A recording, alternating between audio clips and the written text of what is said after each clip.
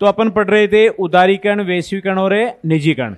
इसमें देखो मैं दोबारा आपको रिवाइज करा रहा हूं 5 मिनट के अंदर जो अपने कल पढ़ा था, क्योंकि कल आपको थोड़ा लंबा चौड़ा लिखा दिया था मैंने। इसमें अपन ये पढ़ा था कि 1990-91 में भारतीय अर्थव्यवस्था बड़े आर्थिक संकट में फंस गई थी। अब वो आर्थिक संकट 3 तरह का था। क्या था भाई? बड़ी मात्रा में राजकोषीय घाटा, और आपको पता है कि राजकोषीय घाटा है वो ऋण भार को व्यक्त करता है। अब बड़ी मात्रा में राजकोषीय घाटा था, इसका मतलब देश के ऊपर कर्जे का भार बहुत ज्यादा था। देश का अधिकांश जो व्यय है वो किस पर खर्च हो रहा था? ब्याज भुगतान के ऊपर खर्च हो रहा था। दूसरा आपने क्या पढ़ा था कि भुगतान शेष के चालू खाते में घाटा था। भुगतान शेष के चालू खाते में घाटे का मतलब होता है कि अपने को विदेशी व्यापार से लॉस हो रहा था। विदेशी व्यापार से क्या हो रहा था? लॉस हो रहा था। वस्तुओं के व्यापार, सेवाओं के व्यापार, एक तरफा हस्तांतरण, इसमें अपने को क्या हो रहा था? लॉस हो रहा था, जिससे भुगतान शेष के चालू खाते में क्या था? घाटा था। और आपको पता है कि चालू खाते में घाटे की पूर्ति के लिए पूंजी खाते में आधिक्य उत्पन्न किया जाता है, और पूंजी खाते में आधिक्य उत्पन्न करने के लिए अपने को ऋण लेने पड़ते हैं। तो भारत के ऊपर विदेशी ऋण का भार बढ़ा था। फिर तीसरा था कि साहब बढ़ती कीमतें, मुद्रास्फीति अपने उच्च स्तर पर थी। थोक कीमतों पर भी अपने मुद्रास्फीति आपको लिखाई थी 10.3% थी, और उपभोक्ता कीमतों पर मैंने लिखा रिटेल प्राइस पर कितनी थी? 11.2% थी। तो इसका मतलब मुद्रास्फीति भी उच्च लेवल के ऊपर थी, तो उसको कंट्रोल करना भी जरूरी था। तो ये 3 आर्थिक संकट थे देश के सामने। अब इन आर्थिक संकट से छुटकारा पाने के लिए गवर्नमेंट को पैसों की जरूरत थी। कहीं यार थोड़ी सी इकोनॉमिक प्रॉब्लम आ रही है, थोड़ी सी इकोनॉमिक प्रॉब्लम आ रही, तो अपने आप ही समझ आता है कि क्या चाहता है अगला। तो वही भारत के सामने इकोनॉमिक प्रॉब्लम थी, वो आप समझ गए कौन सी इकोनॉमिक प्रॉब्लम थी। तो भारत को पैसों की जरूरत थी। तो भारत ने $7 बिलियन का ऋण लिया। किससे लिया? IBRD और IMF से। अब IBRD की जगह आपको विश्व बैंक भी मिल सकता है। तो IBRD या विश्व बैंक से और IMF से क्या लिया? ऋण लिया। अब ये जो ऋण तो उनको मिल गया, लेकिन कुछ शर्तों पर मिला। वो शर्त थी कि भारत को इकोनॉमिक रिफॉर्म को अपनाना पड़ेगा, आर्थिक सुधारों को अपनाना पड़ेगा। या आप ये मान लो कि जो भारत को ऋण मिला था वो उदारीकरण, वैश्वीकरण और निजीकरण की शर्तों के ऊपर मिला था। अब उदारीकरण, वैश्वीकरण और निजीकरण क्या है? आर्थिक सुधार की पॉलिसियां हैं, आर्थिक सुधार की क्या है? नीतियां। अब ये जो आर्थिक सुधार की नीतियां शुरू की गई, तो इसके 2 उद्देश्य थे। एक तो अर्थव्यवस्था के अंदर क्या है? स्पर्धापूर्ण व्यावसायिक वातावरण को तैयार करना। दूसरा उद्देश्य क्या था? फर्मों के प्रवेश और उनके संवर्धन में जो बाधाएं आ रही थी, उन बाधाओं को दूर करना।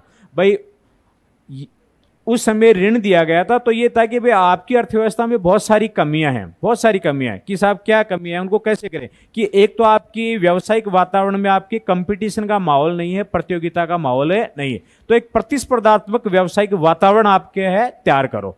दूसरा आपको क्या करना है?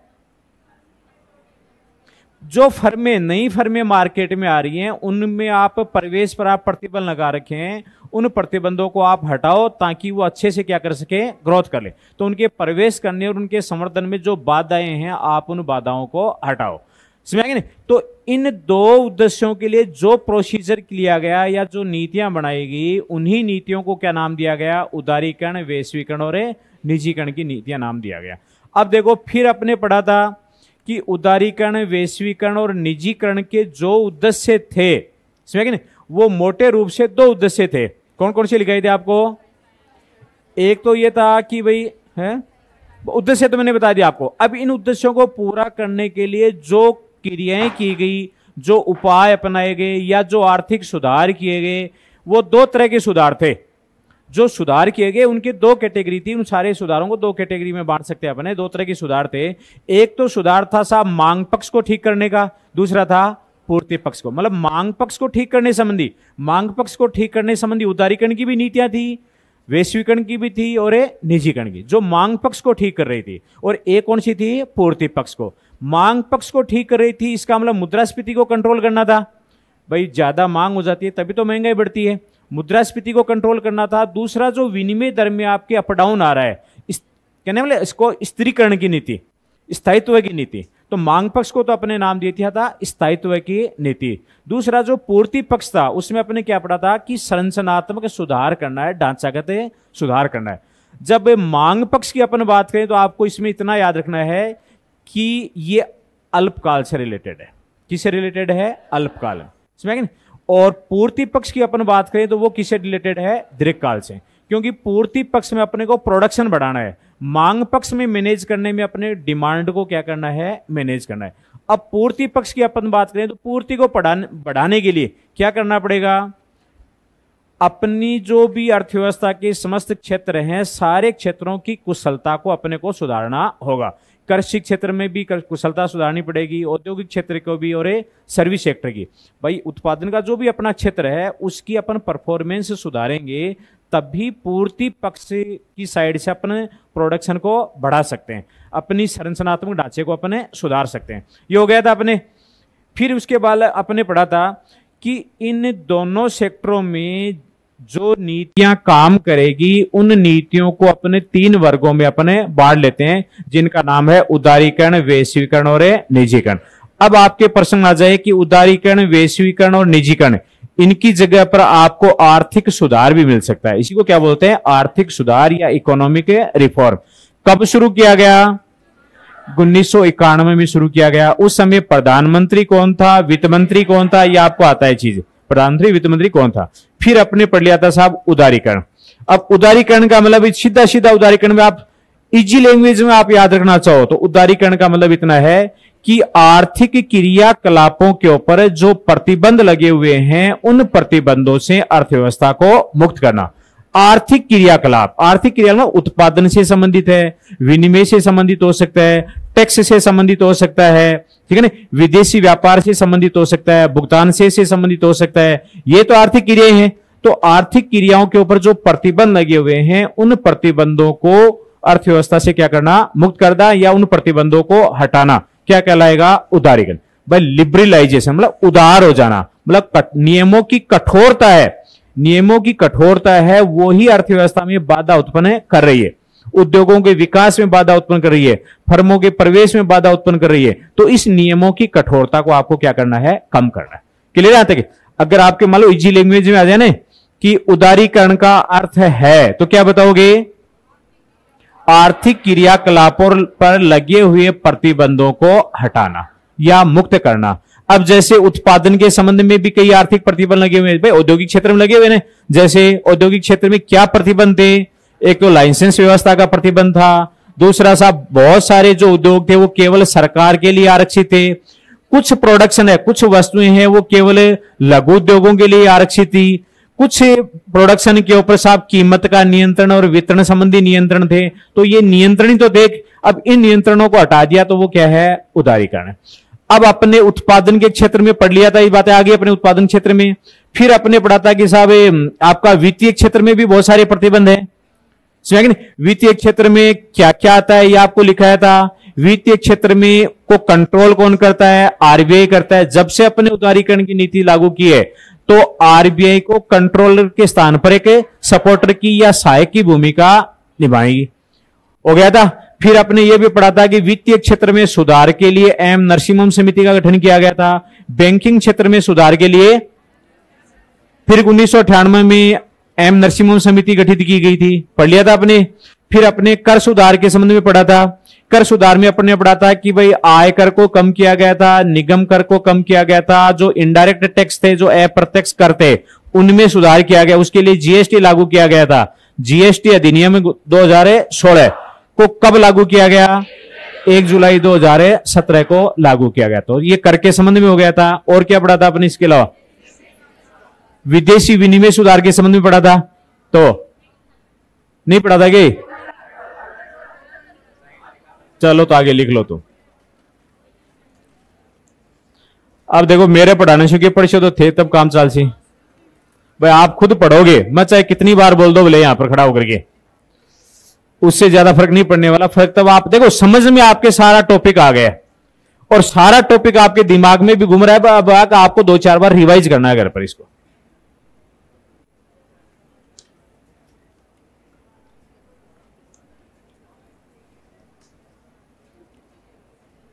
अब बोलने में तो क्या है कि पूरा टॉपिक 10 मिनट में बोल सकते हैं, लेकिन इसको पूरी चीजें लिखाएं तब टाइम लगता ही है।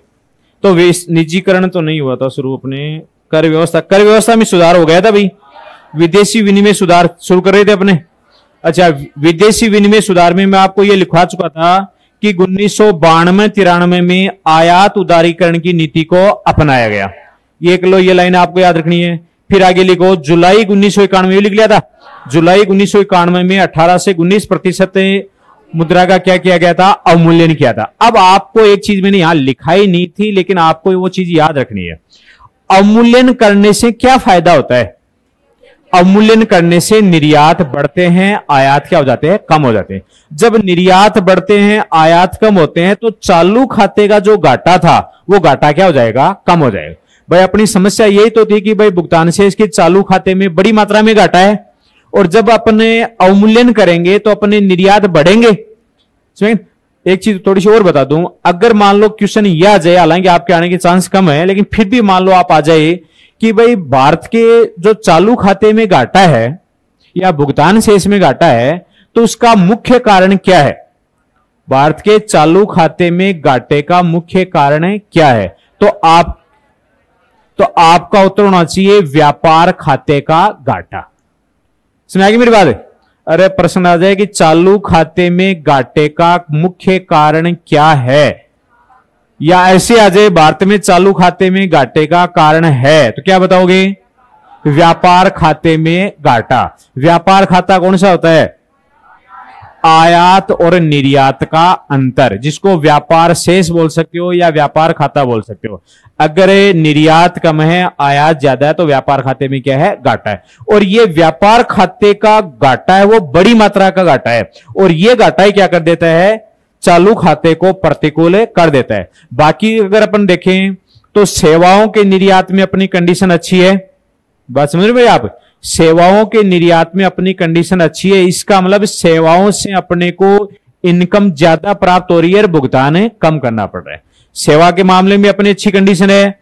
विदेशी विप्रेषण के मामले भी अपनी अच्छी कंडीशन है। भारत विदेशी विपणन में दूसरे या तीसरे नंबर पर आता है। इसका मतलब अपने देश के कामगार विदेशों से खूब कमाते हैं, खूब कमा के पैसा भेज रहे। बहुत सारे लोग विदेशों से कमाते हैं, तो विदेशी विपणन में भी, विप्रेषण में भी अपनी कंडीशन बहुत अच्छी है। एक तरफा हस्तांतरण में भी अपनी कंडीशन अच्छी है, सारे मामलों में अच्छी है। लेकिन फिर भी चालू खाते का काम बिगाड़ रखा है। चालू खाते के काम को बिगाड़ रखा है किसने? व्यापार खाते ने बिगाड़ रखा है। और व्यापार खाते में बिगाड़ रखा है, इसका मतलब व्यापार खाते में अपने आयात हैं ज्यादा, निर्यात हैं कम। और इस व्यापार खाते की गड़बड़ से पूरा चालू खाता क्या हो गया? गड़बड़ हो गया। और चालू खाते की गड़बड़ की वजह से भुगतान शेष क्या हो गया? असंतुलित हो गया। और इसको असंतुलित करने के लिए अपने को क्या लेना पड़ता है? ऋण लेना पड़ता है। तो कुल मिलाकर के आप बीमारी कौन सी है? व्यापार खाते का घाटा। ये सारा काम बिगाड़ता है। हो गया इतना? आगे लिखो।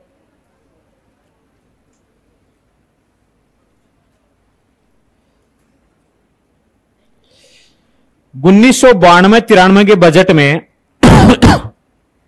1992-93 की बात कर रहा हूं मैं। 1992-93 के बजट में उदारीकृत विनिमय दर प्रबंध प्रणाली अपनाई गई। उदारीकृत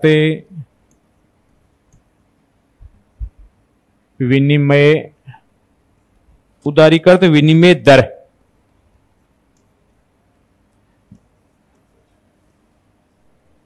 प्रबंध, सही है क्या? प्रबंध प्रणाली अपनाई गई।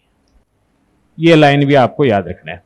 1992-93 में उदारीकृत विनिमय दर प्रबंध प्रणाली अपनाई गई। आगे लिखो। इस प्रणाली के अंतर्गत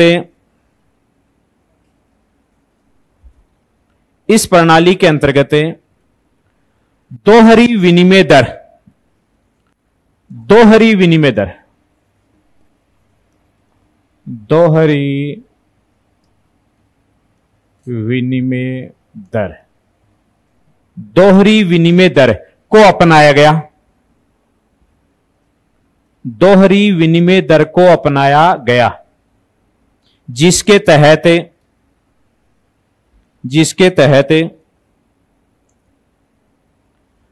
40%, जिसके तहत 40% विनिमय को, 40% विनिमय को सरकारी कीमत पर, सरकारी कीमत पर देना अनिवार्य था, सरकारी कीमत पर देना अनिवार्य था। बाकी के 60% को, बाकी के 60% को बाजार दर पर, बाकी के 60% को बाजार दर पर परिवर्तित किया जा सकता है।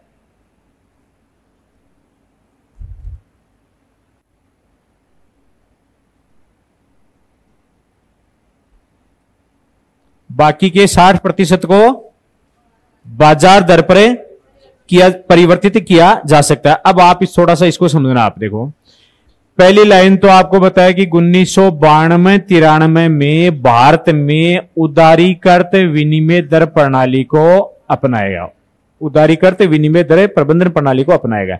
अब बात है तो 1992-93 से पहले विनिमय दर के संबंध में कौन सा सिस्टम था, कौन सी प्रणाली थी?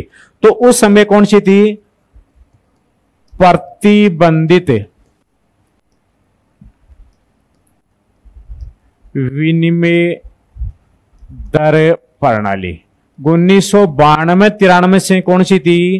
प्रतिबंधित विनिमय दर प्रणाली। प्रतिबंधित विनिमय दर प्रणाली का मतलब होता है कि डॉलर का और रुपए का आप एक्सचेंज करते हो, या रुपए का किसी दूसरी मुद्रा में आप एक्सचेंज करते हो, बदलते हो, तो आरबीआई ने जो दर निश्चित कर रखी है उसी दर पर आपको क्या है, बदलना होगा। किसने दर निश्चित कर रखी हो? आरबीआई ने। तो उससे आप न कम ले सकते हो, ना पे ज्यादा ले सकते हो। कहने का मतलब रुपए की कीमत का निर्धारण मार्केट की शक्तियों पर नहीं छोड़ा गया था, बाजार की मांग और पूर्ति की शक्तियों पर नहीं छोड़ा गया। जैसे एग्जांपल मैं बताऊं आपको, जैसे अपन मार्केट से सब्जी खरीदते हैं तो सब्जी की कीमत कौन निर्धारित करता है? अरे मार्केट में सब्जी की कीमत कौन निर्धारित करता है? अरे मैंने कोई प्रश्न हार थोड़ी पूछा है, मैं पूछ रहा हूं कि मार्केट में अपन सब्जी सारे खरीदते हो लगभग, आप मार्केट में अपन सब्जी खरीदते हैं तो उसकी कीमत कौन निर्धारित करता है? सरकार, सब्जी वाला सब्जी वाला निर्धारित करता है। और सब्जी वाला तो ये कहते हैं साहब भिंडी 500 रुपए किलो मिलेगी, तो वो कर लेगा क्या? अकेला सब्जी वाला नहीं कर सकता, खरीदने वाला भी की भी भूमिका होती है और बेचने वाला की। वो कहे साहब भिंडी के भाव के साहब भिंडी तो 100 रुपए किलो है, 80 देशों में बोल देना है कौन दे, कहना 80 तो मैडम सस्ते 80 में तो पार पड़ा है, कौन दिया करो 90 दे दो, दे समझा नहीं? तो आप क्या कर रहे हो? मांग कर रहे हो, और वो क्या कर रहा है? सप्लाई कर रहा है। तो मांग और पूर्ति है, वही क्या है? मार्केट की शक्तियां होती हैं, और ये मार्केट की शक्तियां किसी वस्तु की कीमत का निर्धारण करती हैं। अब ऐसे रुपए की जो कीमत है, रुपए की कीमत का निर्धारण भी तो मार्केट में मांग और पूर्ति की शक्तियों से हो सकता है। अरे भाई रुपए की मांग कौन करेगा? अरे अपन विनिमय दर के थे तो करोगा अपन विनिमय संबंध की बात कर रहे हैं, तो रुपए की मांग कौन करेगा? जो लोग भारत से वस्तुएं खरीदना चाहते हैं कि भारत की वस्तुएं बहुत बढ़िया है, वहीं से खरीदना है, तो जो लोग, जो राष्ट्र, जितने, चाहे अमेरिका हो, चाहे इंग्लैंड हो, चाहे कोई भी हो, जो विदेशी राष्ट्र या विदेशी लोग भारत से वस्तुएं खरीदना चाहते हैं, उनको रुपयों की जरूरत पड़ती है। तो वो क्या करेंगे? रुपयों की मांग करेंगे, भाई हमारे पास रुपया चाहिए, हमारे को, हम बदले में डॉलर देने के लिए क्या है? तैयार, लेकिन रुपया चाहिए। इसका मतलब वो रुपया की मांग करें। जैसे आप सब्जी वाले के पास जाते, मुझे सब्जी चाहिए, रुपया देने के लिए मैं क्या हूं? तैयार। तो वैसे वो कहेंगे साहब मुझे रुपया चाहिए भारत का, मैं डॉलर देने के लिए क्या हूं? तैयार। क्लियर यहां तक? ये तो हो गई रुपए की मांग। अब रुपए की पूर्ति, पूर्ति का मतलब है पूर्ति कौन करेगा? जिसको डॉलर की जरूरत है, जिसको क्या है? डॉलर की जरूरत है। समझ गए नहीं?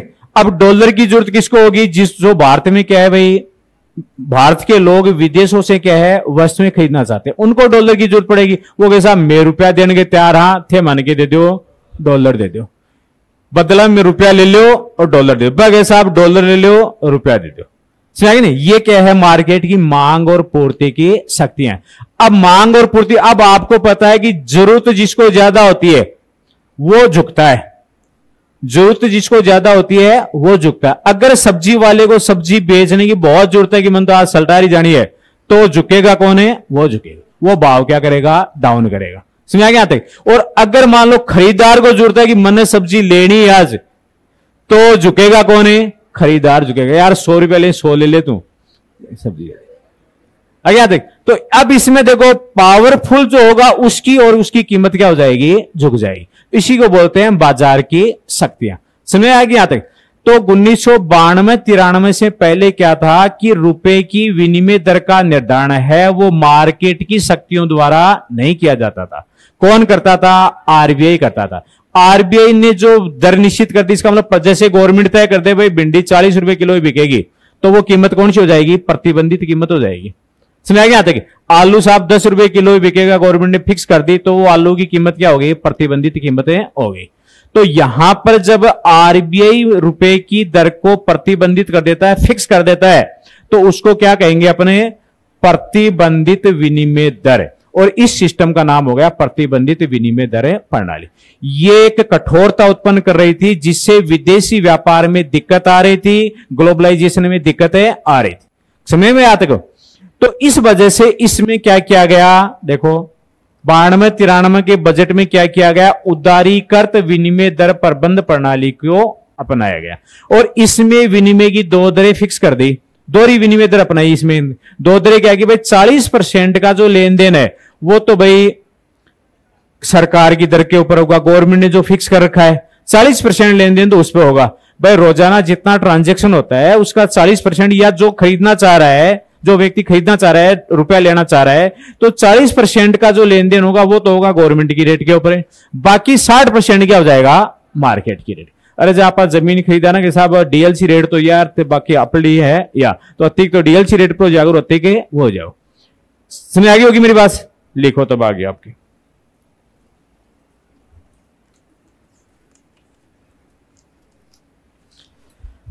अब ये तो बात चल रही थी 1992-93 की।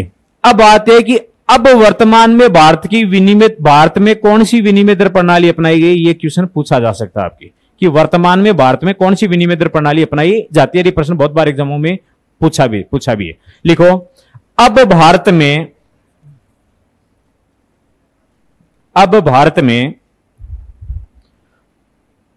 रुपए की विनिमय दर का निर्धारण है। अब भारत में रुपए की विनिमय दर का निर्धारण बाजार शक्तियों द्वारा होता है। बाजार शक्तियों, और ब्रैकेट में लिख लेना मांग व पूर्ति। बाजार शक्तियों, ब्रैकेट में क्या करना? मांग और पूर्ति के द्वारा होता है, सरकारी नीतियों द्वारा नहीं।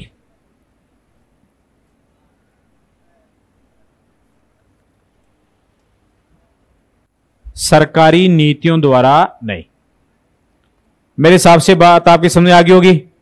वर्तमान में रुपए की विनिमय दर का निर्धारण किसके द्वारा होता है? बाजार शक्तियों के द्वारा होता है, या मांग व पूर्ति की शक्तियों के द्वारा होता है, गवर्नमेंट द्वारा निर्धारित नहीं होता। कोई दिक्कत नहीं है ना? आगे लिखो लेकिन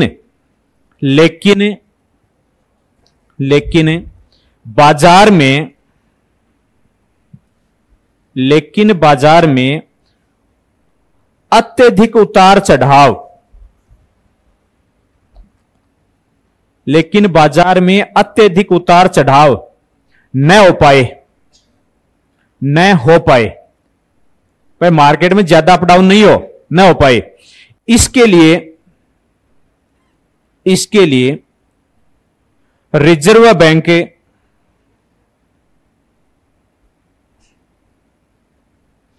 विदेशी मुद्रा बाजार में हस्तक्षेप करता है, विदेशी मुद्रा बाजार में हस्तक्षेप करता है।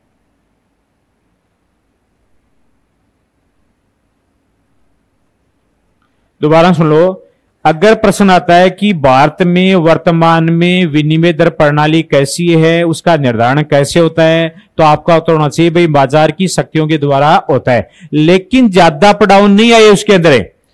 अगर उसमें भाई मार्केट के ऊपर कोई चीज होगी तो उसमें तो अप डाउन आएगा, जैसे शेयर मार्केट में बहुत ज्यादा अप डाउन आता है, क्योंकि शेयर मार्केट पूरा मार्केट के ऊपर डिपेंड है। कोई भी चीज मार्केट के ऊपर, मार्केट की शक्तियों पर डिपेंड होगी तो उसमें बहुत ज्यादा क्या आएगा, अप डाउन आएगा। समझा गया तक? तो उसमें बहुत ज्यादा अप डाउन आएगा तो इसकी भी तो दिक्कत है, क्योंकि अपने को आर्थिक स्थिरीकरण में अपने पढ़ा था ना कि विदेशी विनिमय दर में भी क्या लानी है, स्थिरता लानी है। अब पूरा का पूरा अपने मार्केट की शक्तियों पे छोड़ दिया तो उसमें बहुत ज्यादा अप डाउन आएगा। इसलिए आरबीआई क्या करता है, जब अप डाउन होना शुरू हो जाता है, अप डाउन होना शुरू होता है, तब उसमें क्या करता है, हस्तक्षेप करता है।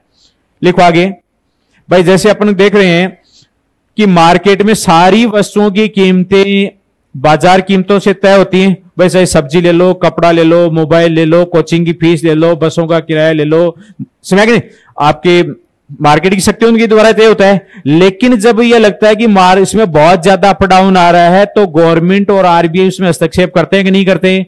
अपनी मौद्रिक नीति और राजकोषीय नीतियों का प्रयोग करते हैं कि नहीं करते? तो मार्केट की शक्तियों को कंट्रोल करने के लिए तो करते हैं। तो वैसे अगर मार्केट की शक्तियों से विनिमय दर में अप डाउन ज्यादा आने लग गया तो आरबीआई उसमें क्या करेगा, हस्तक्षेप करेगा। आगे लिखो, इस प्रकार भारत में विनिमय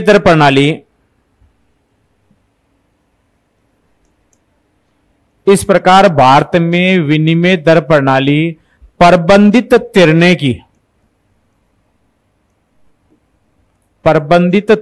की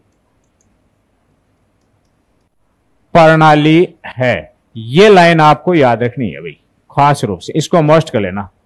प्रबंधित तिरने की प्रणाली है, और इंग्लिश में आप लिखना चाहो तो इसको लिख सकते हो मैनेज्ड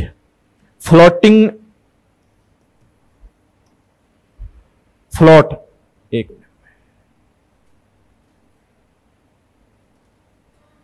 मैनेजिंग, ठीक है, मैनेज्ड। एक मिनट, थोड़ा सा पूरा लिख देता हूं, इंग्लिश में बोल देता हूं, लिख लेना आप। Managed float रेमीज,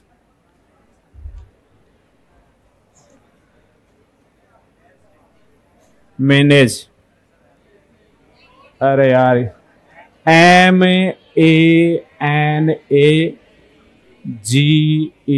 managed float, FLOAT, float रिमेज, REGIME, रिजेम। ये लिख लो आप इंग्लिश में, मैनेज्ड फ्लोट रिजेम।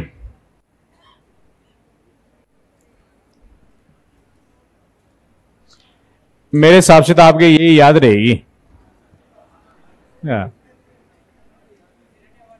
हाँ, तिरने वाली लिखो। इस विनिमय दर प्रणाली में लचीलेपन, इस विनिमय दर प्रणाली में लचीलेपन तथा व्यवहारिकता का सही मिश्रण है।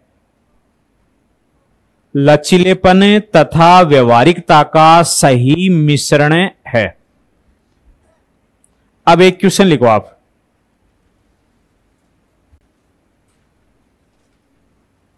लिखो वर्तमान में भारत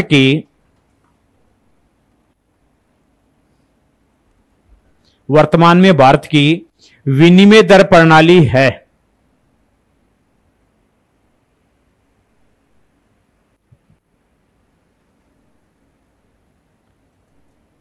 पहली लिखो अप्रतिबंधित विनिमय दर प्रणाली।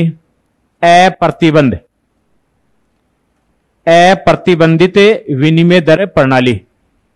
अप्रतिबंधित मतलब कोई प्रतिबंध नहीं है, अप्रतिबंधित विनिमय दर प्रणाली। दूसरा लिखो प्रतिबंधित विनिमय दर प्रणाली।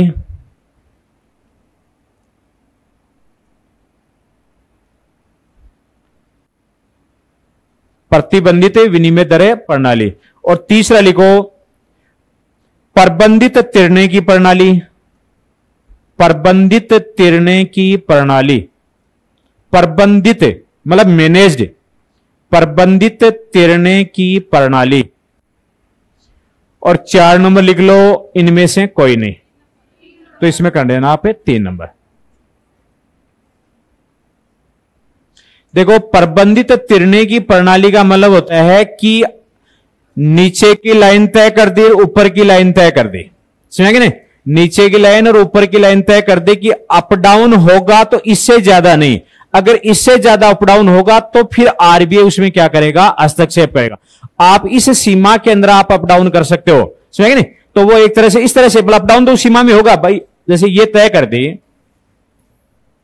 ये तो कर दी आपकी फ्लोर लाइन तय कर दी, ये सीलिंग लाइन तय कर दी। किसने तय कर दी? ये आरबीआई। ये फ्लोर लाइन रहेगी, नीचे की लाइन रहेगी, ये सीलिंग लाइन ऊपर की लाइन रहेगी। अब इसके बीच में मान लो कि कोई भी विनिमय दर ये है और ये विनिमय दर इस तरह से अप डाउन तो आएगा एक, तो इस तरह से अप डाउन आ सकता है, लेकिन इससे ऊपर नहीं जाने दिया जाएगा और इसे नीचे नहीं दी जाने दिया जाएगा। जैसे कुछ वस्तुओं की कीमत गवर्नमेंट तय कर देती है, भाई इसकी मिनिमम कीमत तो यह होगी और इसकी मैक्सिमम क्या होगी, यह होगी। इसके बीच में आप कहीं भी मैनेज कर सकते हो, तो उसका नाम है प्रबंधित तिरने की प्रणाली। क्लियर है?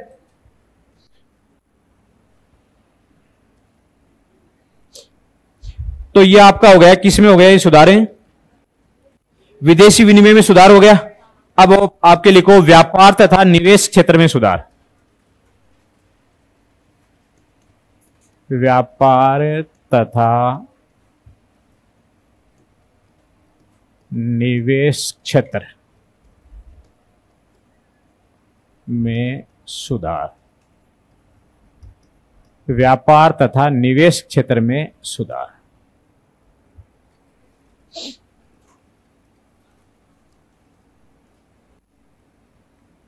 लिखो इसके अंदर आयात पर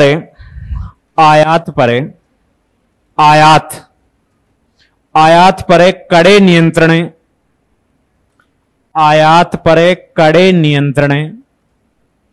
लिख लिया क्या आपने? आयात पर कड़े नियंत्रण और उच्च प्रशुल्कों की नीतियां, उच्च प्रशुल्कों की नीतियां। एक बार सुन लो आप थोड़ा सा। देखो जब से उदारीकरण लागू नहीं किया गया था तो देश के आयातों पर प्रतिबंध लगे हुए थे, कई प्रकार के मात्रात्मक प्रतिबंध थे, जैसे कोटा लगा हुआ था, समझ गया तक, और कई प्रकार के प्रशुल्क लगे हुए थे। तो आयातों के ऊपर जैसे कोटा या प्रतिबंध है, प्रशुल्क है, ऊंची मात्रा में प्रशुल्क लगा दिया तो आयातों में दिक्कत आएगी कि नहीं आएगी भाई? निर्यातों के ऊपर भी प्रशुल्क लगा हुआ था तो निर्यात करने में भी दिक्कत आएगी, समझ गए भाई? निर्यात रुकते हैं कि नहीं रुकते? तो आयातों निर्यातों में दिक्कत आ रही थी। तो उदारीकरण के दौरान क्या किया गया कि आयातों के ऊपर जो प्रतिबंध लगे हुए थे, समझ गए यहां तक, उन प्रतिबंधों को क्या है, हटाया गया। आयातों पर जो प्रशुल्क लगाए गए थे, मतलब जो टैक्स लगाए गए थे, देखो इंपोर्ट और एक्सपोर्ट, आयात और निर्यात के ऊपर जो टैक्स लगता है उसको क्या बोलते हैं? प्रशुल्क बोलते हैं। क्या बोलते हैं? प्रशुल्क। तो आयातों पर निर्यातों पर जो प्रशुल्क लगे हुए थे, ऊंची दर से प्रशुल्क लगे हुए थे, उन प्रशुल्कों को क्या किया गया? कम किया। अरे उदारीकरण का मतलब ये तो होता है प्रतिबंध हटाओ, टैक्सों को क्या करो आप? कम करो। तो वो चीजें कम की गई, ये लिखा रहा हूं मैं आपको। लिखो आयातों पर कड़े नियंत्रण और उच्च प्रशुल्कों की नीतियां, उच्च प्रशुल्कों की नीतियां कुशलता और प्रतिस्पर्धा क्षमता को, कुशलता और प्रतिस्पर्धा क्षमता को कम करती थी, कम करती थी।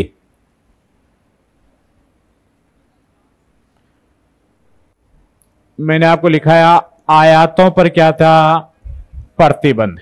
आयातों पर कड़े प्रतिबंध थे और उच्च प्रशुल्क। इस दो की वजह से क्या हो रहा था ये बताओ।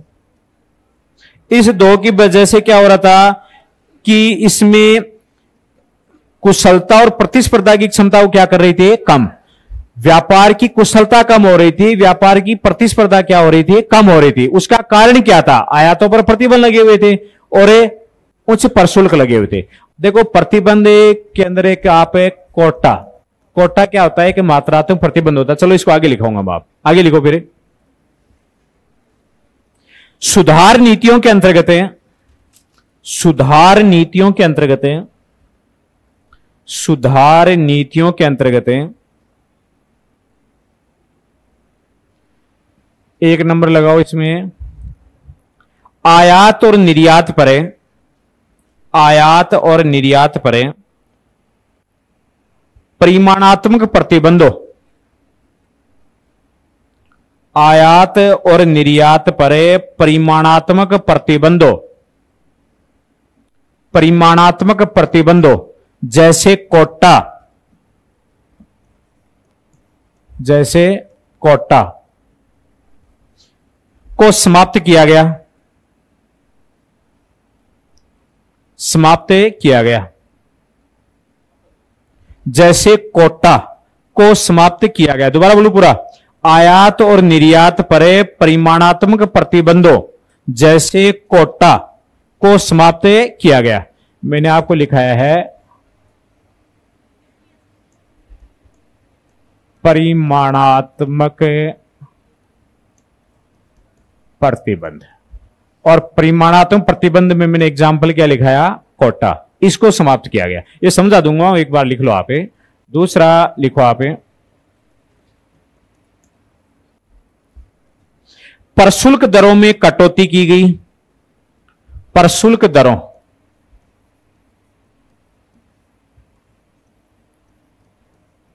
दरों में कटौती की गई। और तीसरा लिख लो, आयातों के लिए,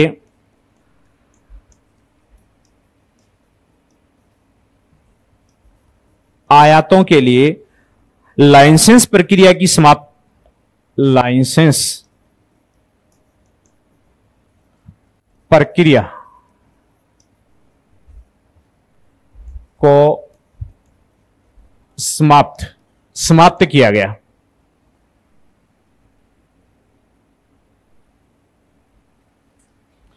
अब यदि प्रश्न आ जाए कि विदेशी व्यापार के संबंध में उदारीकरण के दौरान क्या सुधार किया गया, प्रश्न समझ में आपको। विदेशी व्यापार के अंतर्गत उदारीकरण नीतियों में कौन कौन से सुधार किए गए थे, तो 3 सुधार मैंने लिखाए हैं विदेशी व्यापार के संबंध में।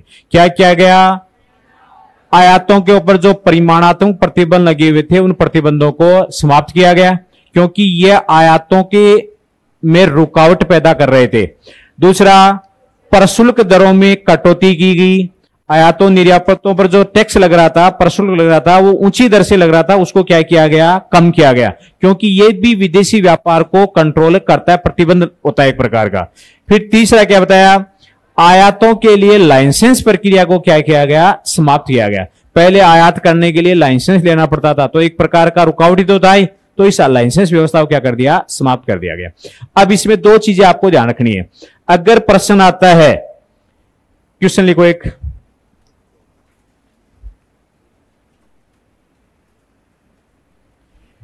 विदेशी व्यापार पर है, विदेशी व्यापार पर है मात्रात्मक प्रतिबंध है, विदेशी व्यापार पर मात्रात्मक प्रतिबंध है। पहला लिखो,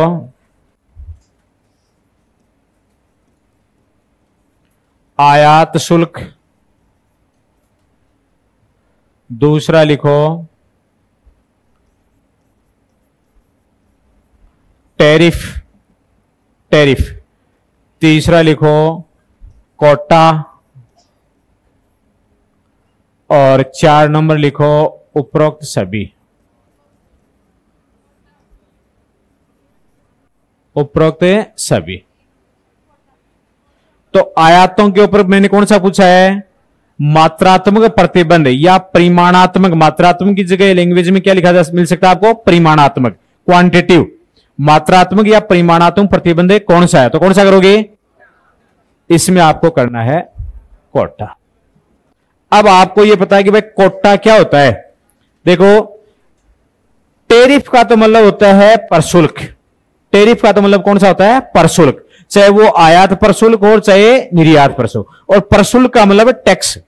आयातों के ऊपर, निर्यातों के ऊपर जो टैक्स लगता है उसको क्या बोलते हैं? प्रशुल्क बोलते हैं। ये बात आगे समझे। कोटा का मतलब होता है कि इसमें एक मात्रा तय कर देते हैं कि अगर इतनी क्वांटिटी तक का जो माल आएगा उसके ऊपर तो आपको कोई टैक्स नहीं देना पड़ेगा लेकिन इस क्वांटिटी से यदि ज्यादा आया तो आपको टैक्स देना पड़ेगा। कहेंगे भाई कतो कोटो तय कर रखे हो, तो कोटा तय कर देते हैं भाई इससे ज्यादा क्वांटिटी का यदि आयात आता है तो आपको इस दर से क्या देना पड़ेगा? टैक्स देना।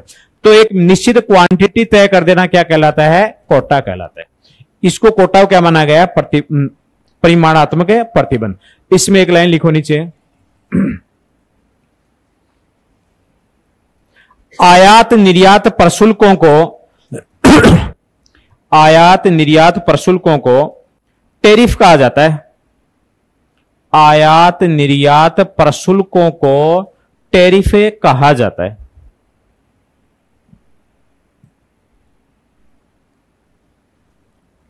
ठीक है, फिर लिखो कोटा एक मात्रात्मक प्रतिबंध है। कोटा एक मात्रात्मक प्रतिबंध है जिसके अंतर्गत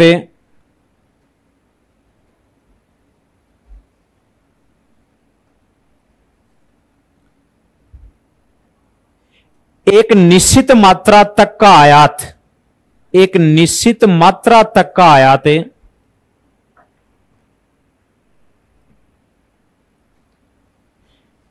बिना प्रशुल्क के,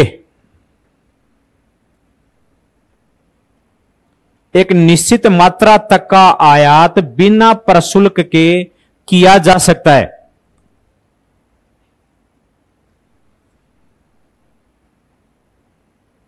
लेकिन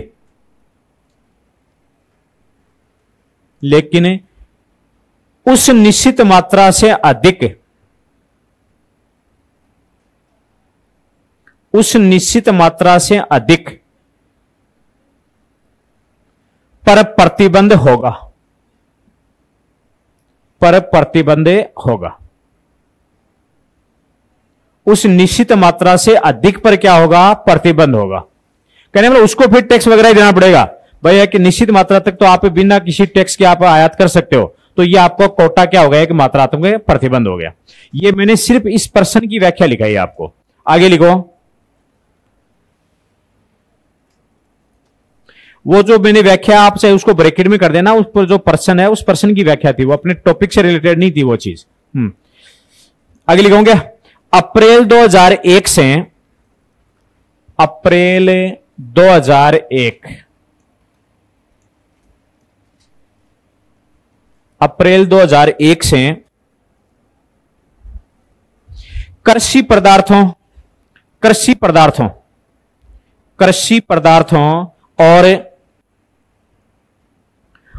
औद्योगिक, कृषि पदार्थों और औद्योगिक उपभोक्ता पदार्थों, औद्योगिक उपभोक्ता पदार्थों के आयातों को मात्रात्मक प्रतिबंधों से मुक्त कर दिया गया।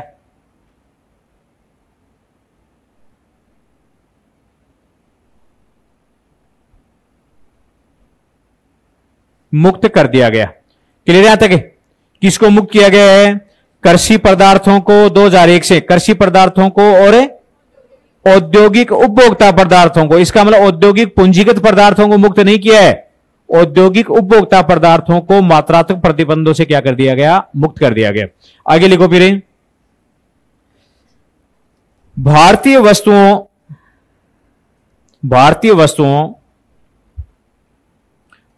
वस्तुओं की अंतर्राष्ट्रीय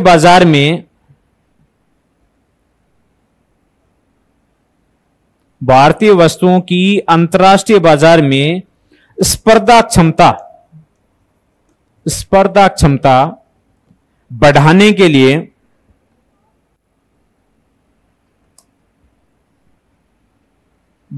लिए उन्हें निर्यात शुल्क से मुक्त कर दिया, निर्यात शुल्क से मुक्त कर दिया।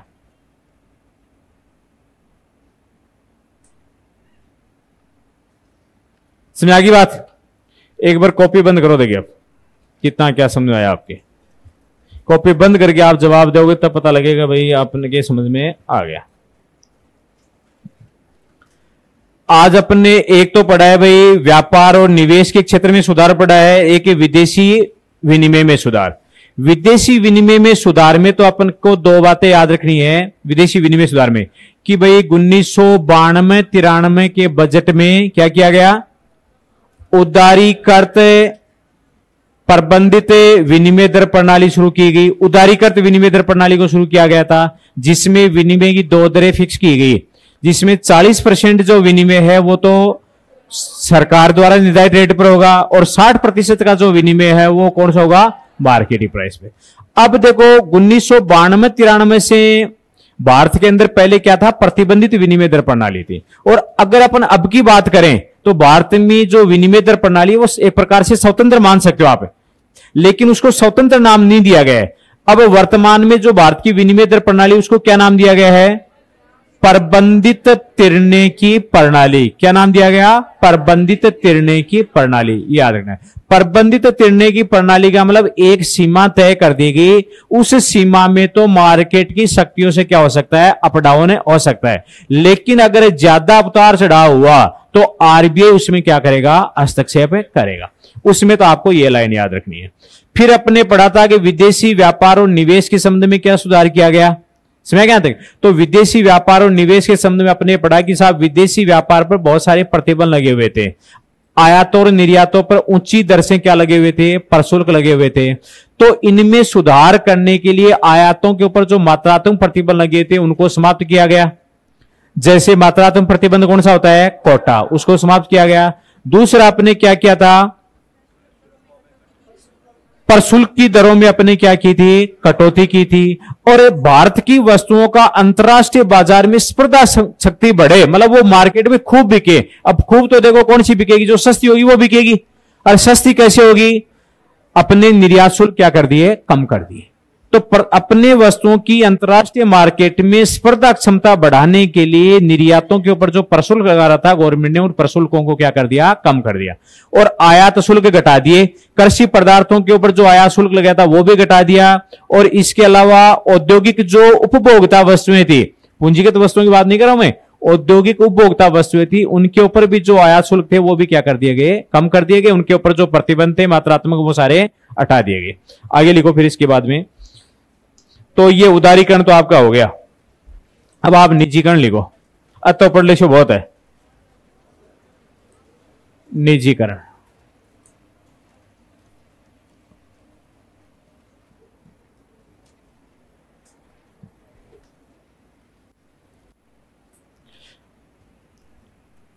चाहे आप सेकंड ग्रेड की दे हो तब भी दिक्कत नहीं आएगी आपकी, अगर आप फर्स्ट ग्रेड की देते हो इकोनॉमिक्स की तब भी आपकी दिक्कत नहीं आएगी। इतना मीटर मैंने आपको लिखा दिया है। और थर्ड में तो, थर्ड ग्रेड में तो आने की मतलब ही नहीं है। हाँ, निजीकरण में लिखो आप। अब देखो निजीकरण का मतलब तो आप समझ रहे हो सारे। निजीकरण का मतलब क्या है भाई, गवर्नमेंट अपने उद्योग निजी क्षेत्र को दे रही। लिखो इसको आप। निजीकरण का तात्पर्य, निजीकरण का तात्पर्य किसी सार्वजनिक उपक्रम, निजीकरण का तात्पर्य किसी सार्वजनिक उपकरण, एक मिनट, सार्वजनिक उपक्रम लिखना भाई। सार्वजनिक उपक्रम का मतलब समझ रहे हो क्या आप? गवर्नमेंट के उद्योग। सार्वजनिक उपक्रम के स्वामित्व या प्रबंधन का, स्वामित्व या प्रबंधन का सरकार द्वारा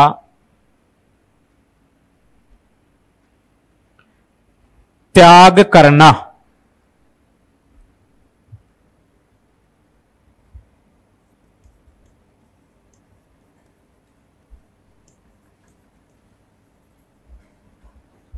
देखो, निजीकरण का तात्पर्य मैंने क्या बताया आपको कि कोई भी सरकारी उपक्रम है, मतलब गवर्नमेंट का कोई भी उद्योग है, सरकार गवर्नमेंट के उद्योगों से, सरकारी उपक्रमों से अपने स्वामित्व का त्याग कर रही है, अपने प्रबंध का त्याग कर रही है। मतलब उसका मैनेज गवर्नमेंट नहीं देख रही है भाई, निजी क्षेत्र को दे दिया कि भाई ये काम का मैनेज निजी क्षेत्र देखेगा, तो इसका मतलब वो भी निजीकरण है। अगर उसने अपना स्वामित्व छोड़ दिया कि अब मालिक गवर्नमेंट नहीं, मालिक निजी व्यक्ति होगा, वो क्या है? निजीकरण। तो गवर्नमेंट द्वारा अपने उपक्रमों का या सरकारी उपक्रमों का या सार्वजनिक उपक्रमों का स्वामित्व और प्रबंधन का त्याग करना ही क्या है? निजीकरण है। आगे लिखो फिर, सरकारी कंपनियां निजी क्षेत्र की कंपनियों में, सरकारी कंपनियां निजी क्षेत्र की कंपनियों में निम्न दो प्रकार से परिवर्तित हो रही हैं, निम्न दो प्रकार से परिवर्तित हो रही हैं।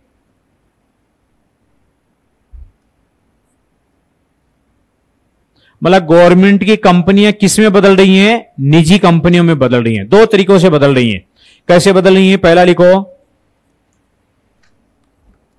सरकार का सार्वजनिक कंपनी के, सरकार का सार्वजनिक कंपनी के स्वामित्व और प्रबंधन से, स्वामित्व और प्रबंधन से बाहर होना, स्वामित्व और प्रबंधन से बाहर होना। गवर्नमेंट खुद बाहर हो गई स्वामित्व और प्रबंधन से, तब सरकारी कंपनी किस में चेंज हो जाएगी? निजी कंपनी में चेंज हो जाएगी। दूसरा लिखो, सार्वजनिक क्षेत्र की कंपनियों को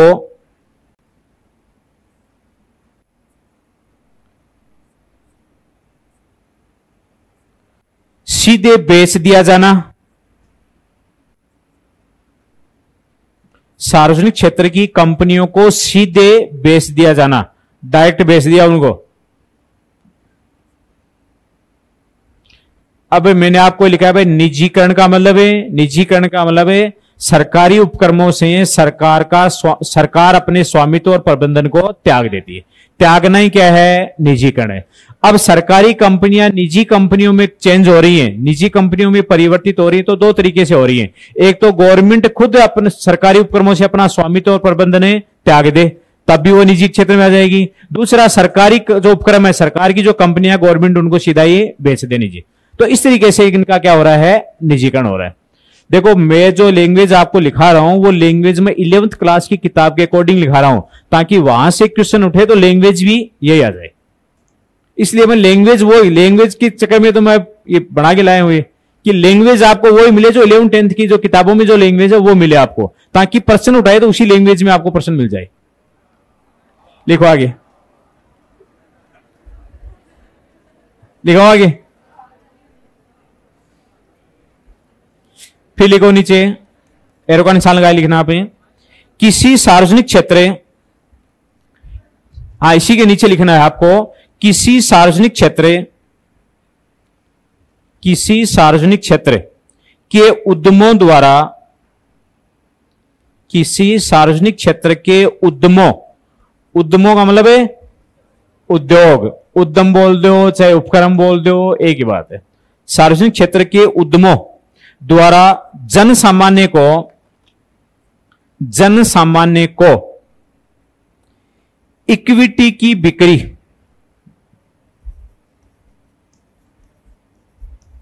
इक्विटी किसको बोलते हैं? समता शेयर को, समता शेयर।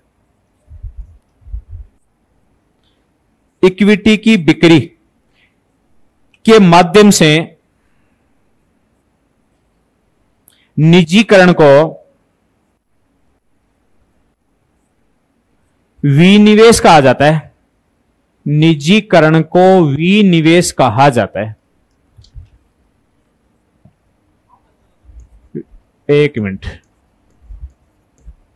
विनिवेश कहा जाता है। मैं दोबारा बोल रहा हूं, किसी सार्वजनिक क्षेत्र के उद्यमों द्वारा जन सामान्य को इक्विटी की बिक्री के माध्यम से निजीकरण को, इक्विटी की बिक्री के माध्यम से निजीकरण को विनिवेश कहा जाता है। लिख लिया आपने? अब मान लो आपके प्रश्न आ जाए कि विनिवेश क्या होता है, तो क्या बताओगे? तो आपको यह बताना है कि सरकार के जो उद्यम है उनके शेयर निजी क्षेत्र को बेच देना, या सरकार अपने उद्यमों की इक्विटी शेयर जन सामान्य को बेच देना क्या कहलाता है? विनिवेश कहलाता है। और ऐसे भी समझ में नहीं आए कि विनिवेश क्या होता है, तो आप इसको ऐसे भी कह दो, सरकार द्वारा अपनी कंपनियों के शेयर बेचना क्या कहलाता है? विनिवेश कहलाता है। आगे लिखो फिर। तो इसका मतलब विनिवेश भी क्या है? एक निजीकरण का एक रूप है। फिर लिखो, विनिवेश का उद्देश्य, विनिवेश अथवा निजीकरण, दोनों चीजें लिख लो। विनिवेश अथवा निजीकरण, विनिवेश अथवा निजीकरण का उद्देश्य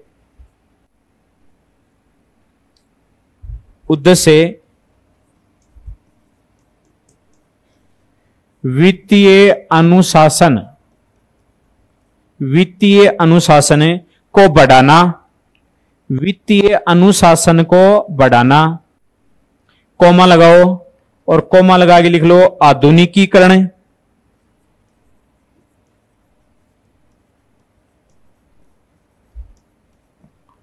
आधुनिकीकरण, फिर कोमा लगाओ निजी पूंजी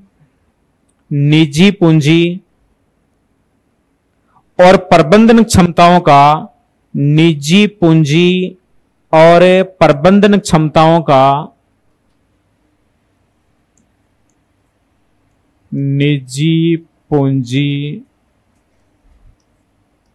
और प्रबंधन क्षमताओं का उपयोग, प्रबंधन क्षमताओं का उपयोग सार्वजनिक उद्यमों के निष्पत्ति सुधार, सार्वजनिक उद्यमों के निष्पत्ति सुधार के लिए करना, निष्पत्ति सुधार के लिए करना तथा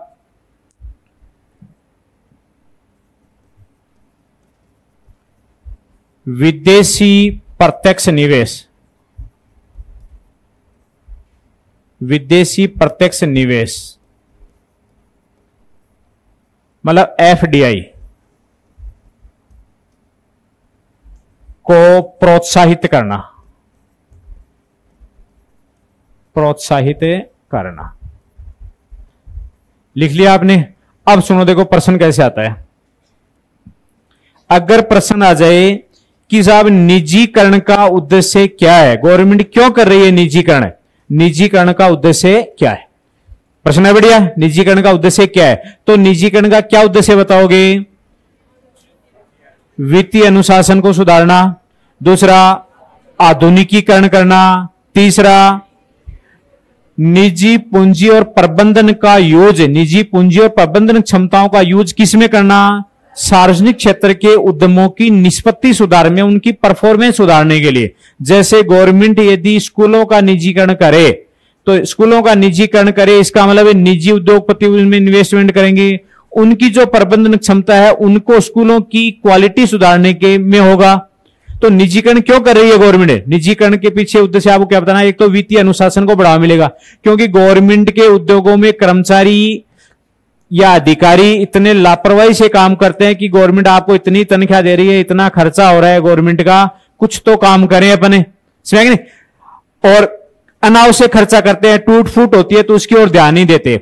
जबकि कोई प्राइवेट कंपनी है तो प्राइवेट कंपनी में आपको पता है एक एक रुपए का हिसाब रखा जाता है। एक छोटी सी चीज भी टूटती है तो उसकी जिम्मेदारी ठहराई जाती है, इसका जिम्मेदार कौन है। लेकिन गवर्नमेंट के उद्योगों में, गवर्नमेंट के उपक्रमों में ऐसा नहीं है ना। बात यहां तक। तो कहने मतलब ये वित्तीय अनुशासन को बढ़ावा मिलेगा, इससे आधुनिकीकरण होगा, क्योंकि गवर्नमेंट इनोवेशन कम कर रही है, समझ गए? क्योंकि गवर्नमेंट का काम ही नहीं है फायदा मतलब लाभ कमाना। गवर्नमेंट का तो काम है भाई पब्लिक की भलाई होनी चाहिए। जबकि निजी उद्यमियों का क्या काम है? निजी उद्यमी किस लिए व्यापार करते हैं? प्रॉफिट के लिए करते हैं। और प्रॉफिट कब होगा? वो अच्छी से अच्छी टेक्नोलॉजी लगाएंगे, तो इसके लिए वो नए नए आविष्कार करते हैं। तो इससे आधुनिकीकरण को क्या मिलेगा? बढ़ावा मिलेगा। तीसरा क्या बताया मैंने? निजी पूंजी और प्रबंधन क्षमताओं का यूज किसमें हो गया? सार्वजनिक क्षेत्र की कंपनियों के निष्पादन के सुधार में होगा। और चौथा क्या बताया मैंने आपको? इससे एफडीआई को मोटिवेशन मिलेगा। क्वेश्चन लिख लो आप यहां से।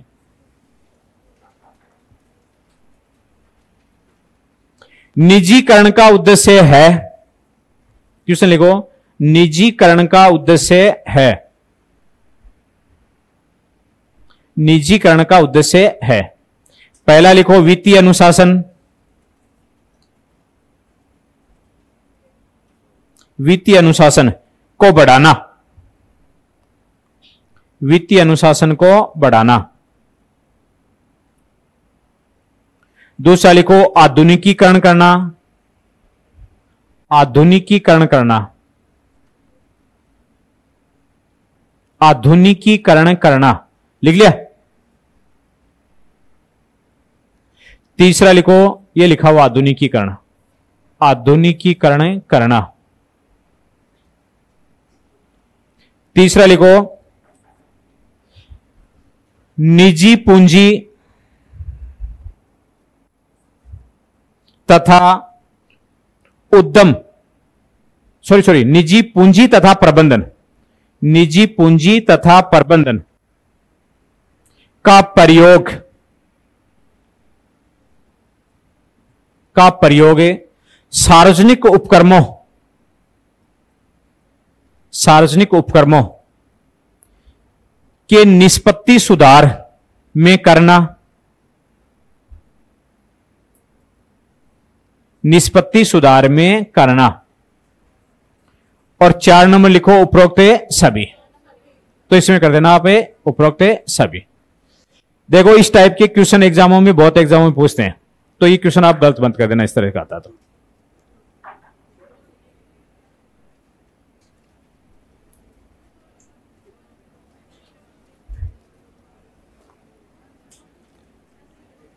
फिर लिखो इसके आगे, सरकार ने, सरकार ने, क्वेश्चन नहीं लिखा रहा हूं मैं, आगे लिखना है उसको आप। सरकार ने सार्वजनिक उपक्रमों, सरकार ने सार्वजनिक उपक्रमों, सार्वजनिक उपक्रमों को प्रबंध किए निर्णयों में, सरकार ने सार्वजनिक उपक्रमों के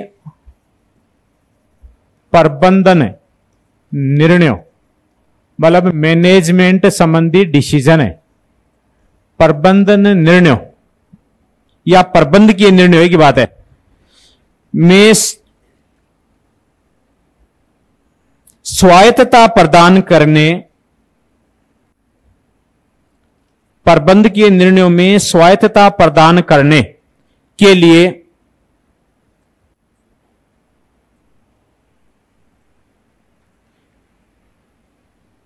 सार्वजनिक उपक्रमों को सार्वजनिक उपक्रमों को महारतन महारतन महारतन तथा नवरत्न, या ऐसे लिख लो महारत्न कोमा लगा लो, नवरत्न और महारत्न नवरत्न और लघु रत्न, लघु रत्न का दर्जा प्रदान किया गया, का दर्जा प्रदान किया गया।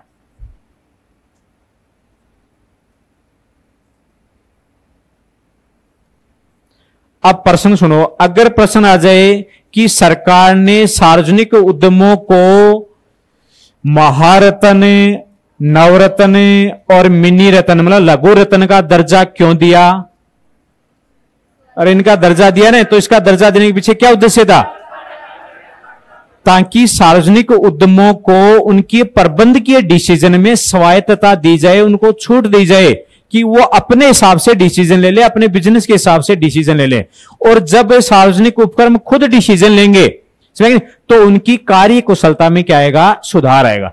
जैसे गवर्नमेंट की स्कूलों की परफॉर्मेंस अपन ये मान के चल रहे हैं कि प्राइवेट की अपेक्षा कम है, मान के चल रहे हैं, सारों की नहीं कर रहा है, मान के चल रहे हैं। तो इसके पीछे कारण क्या है, क्योंकि गवर्नमेंट के स्कूलों की जो पॉलिसी है वो गवर्नमेंट तय कर रही है, उस स्कूल का जो मैनेजमेंट है उसके ऊपर डिपेंड नहीं, मतलब स्कूल का मैनेजमेंट है खुद अपने आप से डिसीजन नहीं ले पाता। सरकार के उद्योग है वो घाटे में चल रहे हैं, इसके पीछे कारण क्या है, क्योंकि उन उद्यमों के जो प्रबंधक हैं वो गवर्नमेंट के डिसीजन के ऊपर क्या रहते हैं, डिपेंड रहते हैं, खुद डिसीजन नहीं ले पाते। तो उनको प्रबंधकीय निर्णयों में स्वायत्तता देने के लिए गवर्नमेंट ने उनको क्या दर्जा दे दिया, महारत्न, नवरत्न और लघु रत्न का उनको दर्जा दे दिया। और ये जो जिन उद्योगों को दर्जा दे दिया है उनको ये कर दिया कि भाई आप इतने रुपए तक का कोई मामला है तो आप खुद डिसीजन ले सकते हो। एक क्वेश्चन लिखो,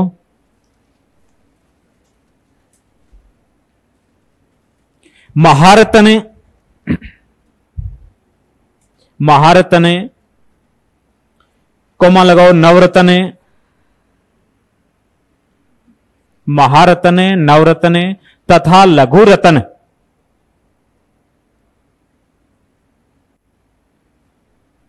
कंपनियों के संबंध में, कंपनियों के संबंध में सही है, सही है।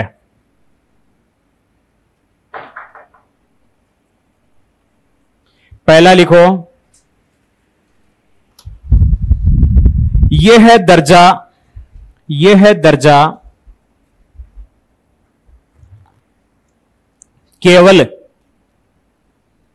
यह है दर्जा केवल लाभ अर्जित करने वाली,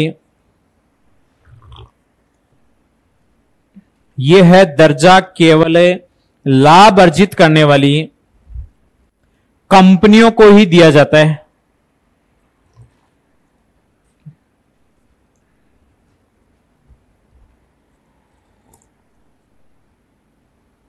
केवल लाभ अर्जित करने वाली कंपनियों को ही दिया जाता है।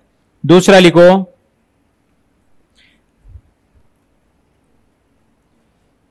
उपरोक्त दर्जा उपरोक्त दर्जा, ऐसे लिख लो, उपरोक्त दर्जा प्राप्त होने पर, उपरोक्त दर्जा प्राप्त होने पर सार्वजनिक कंपनियों को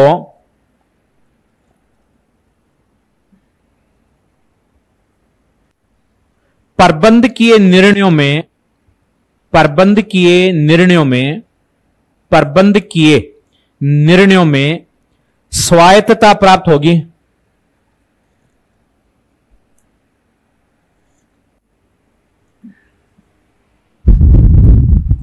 स्वायत्तता प्राप्त होगी। तीसरा लिखो, उपरोक्त दर्जा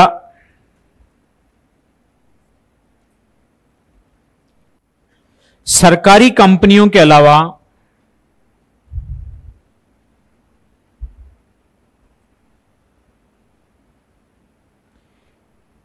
एक निर्धारित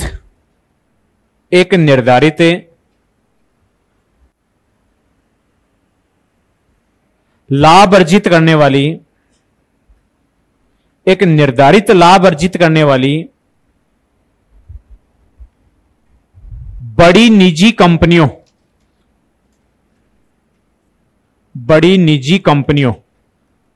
को भी दिया जाता है, बड़ी निजी कंपनियों को भी दिया जाता है। अब नीचे लिखो पहला ऑप्शन, ये तो कथन हो गया एक प्रकार से। पहला ऑप्शन लिखो केवल एक, दूसरा ऑप्शन लिखो केवल दो, तीसरा ऑप्शन लिखो केवल एक व दो, और चौथा ऑप्शन लिखो एक, दो व तीन। तो इसमें कौन सा करोगे आप? केवल दो, इसमें आएगा आपका 3 नंबर, केवल एक व दो। मतलब ये दर्जा केवल सरकारी कंपनियों को, सार्वजनिक कंपनियों को दिया जाता है, और वो भी किसको? सारी सार्वजनिक कंपनियों को नहीं, लाभ अर्जित कहेंगे वो तो साहब रतन है हमारा, मतलब लाभ कमा करके दे रही है गवर्नमेंट को, सर्वाधिक लाभ अर्जित करने वाली कंपनियों को दिया जाता है। और जिन कंपनियों को दर्जा मिला है तो उन कंपनियों को प्रबंधकीय निर्णयों में स्वायत्तता, मतलब उनको छूटें मिली।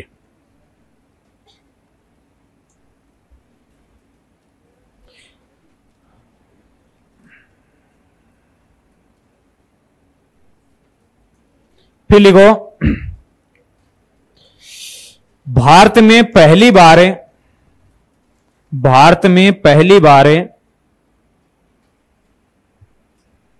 1997 में, भारत में पहली बार 1997 में 9 सार्वजनिक कंपनियों को, 9 सार्वजनिक कंपनी लिख दो चाहे उद्यम लिख दो, एक बात है, 9 सार्वजनिक कंपनियों को नवरत्न कंपनियों का दर्जा दिया गया। 9 सार्वजनिक कंपनियों को नवरत्न का दर्जा दिया गया। इसमें काम की बात यह है कि नवरत्न का दर्जा कब स्टार्ट हुआ था? 1997 से, यह बात इसमें काम की है। फिर लिखो वर्तमान में 13 नवरत्न कंपनियां हैं। वर्तमान में 13 नवरत्न कंपनियां हैं।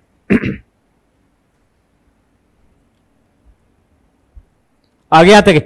अब आपको जो बात जो दूसरी याद रखनी है कि नवरत्न कंपनियों को कितने करोड़ रुपए तक के लेन देन में प्रबंधकीय स्वायत्तता दी गई है, ये नोट करो आप। देखो नवरत्न कंपनियों को नवरत्न कंपनियों को केंद्र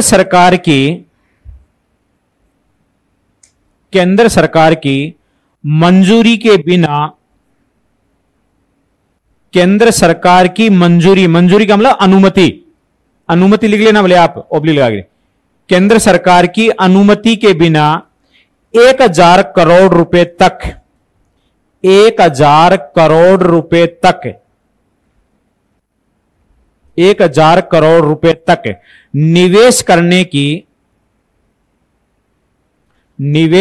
की वित्तीय स्वायत्तता प्राप्त है।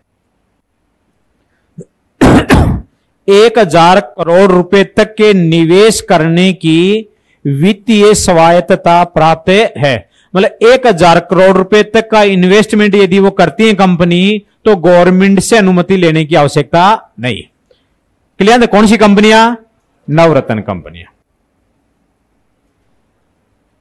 फिर लिखो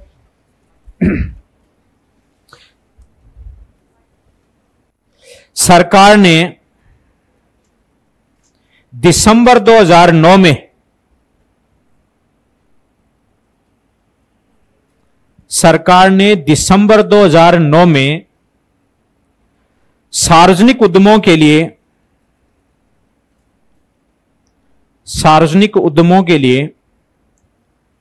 महारत्न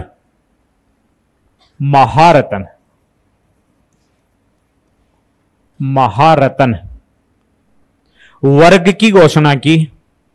महारत्न इन्वर्टेड कॉमास में लिख देना इसको, महारत्न वर्ग की घोषणा की। मतलब उद्योगों की एक और कैटेगरी बना दी, एक वर्ग अलग और बना दिया, उसका नाम क्या दे दिया गया? महारत्न। नवरत्न की घोषणा कब हुई थी? 1997 में। और महारत्न कंपनियां कब शुरू हुई? 2009 में।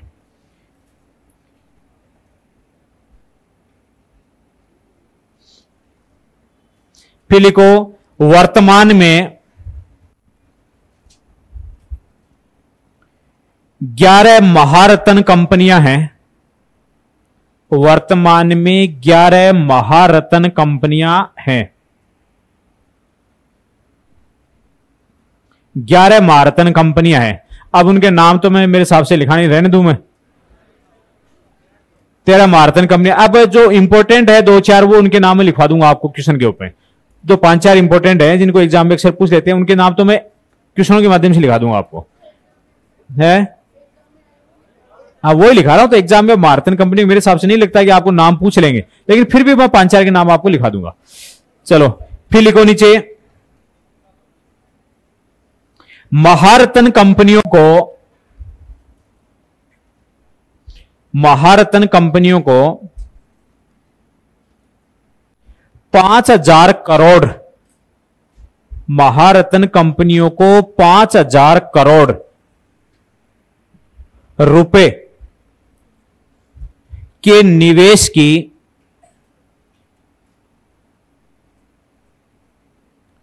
वित्तीय स्वायत्तता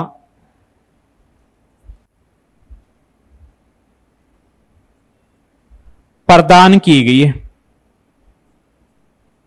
वित्तीय स्वायत्तता प्रदान की गई है। अब एक क्वेश्चन लिखो आप, देखो निम्न में से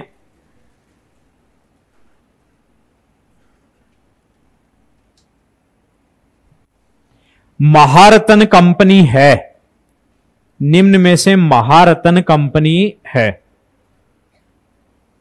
महारत्न कंपनी है, महारत्न उद्योग है। पहला लिखो एनटीपीसी। एनटीपीसी इसका पूरा नाम आता होगा आपको, national thermal power corporation. National thermal मतलब ताप विद्युत प्राधिकरण, राष्ट्रीय।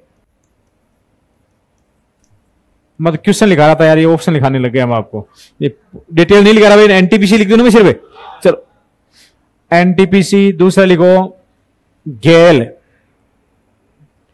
GAIL, गेल। और तीसरा लिखो ONGC।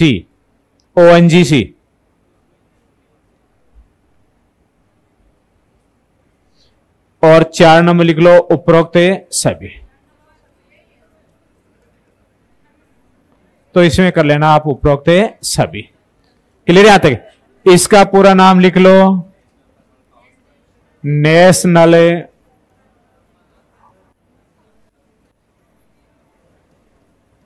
थर्मल पावर प्राधिकरण।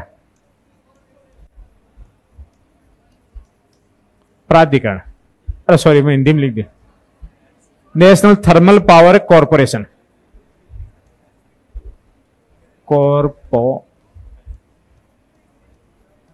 नेशनल थर्मल पावर कॉरपोरेशन, राष्ट्रीय ताप विद्युत प्राधिकरण।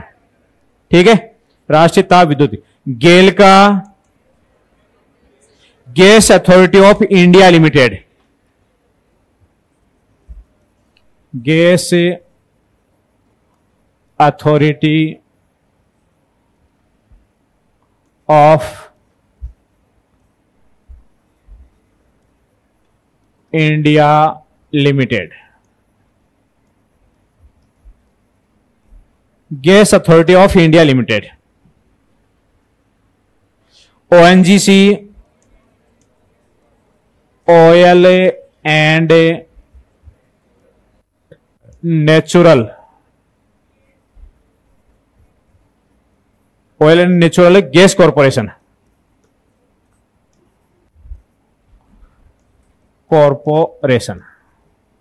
Oil and natural gas corporation. ठीक है,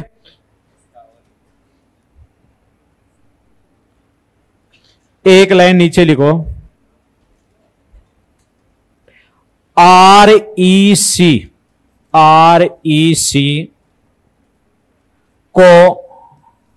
REC को सितंबर 2022, REC को सितंबर 2022 में महारत्न का दर्जा दिया गया। REC को सितंबर 2022 में महारत्न का दर्जा दिया गया। हालांकि आपके कोई भी क्वेश्चन मेरे हिसाब से करंट के हिसाब से नहीं आएगा सब्जेक्ट के अंदर, सही, लेकिन फिर भी मैंने आपको ये लिखा दिया है। फुल फॉर्म अभी यार नेट पे देख लेना आप इसके, है ना, फुल फॉर्म नेट पे देख लेना, मुझे भी नहीं आता। लिखो आगे फिर। तो ये आपका निजीकरण कंप्लीट हो गया है। अब आप लिखो साहब वैश्वीकरण।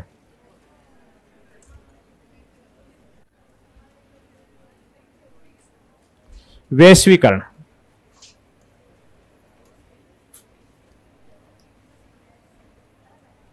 वैश्वीकरण। अब थोड़ा सा निजीकरण के ऊपर मैं आपसे प्रश्न पूछ लूं, करो कॉपी बंद है।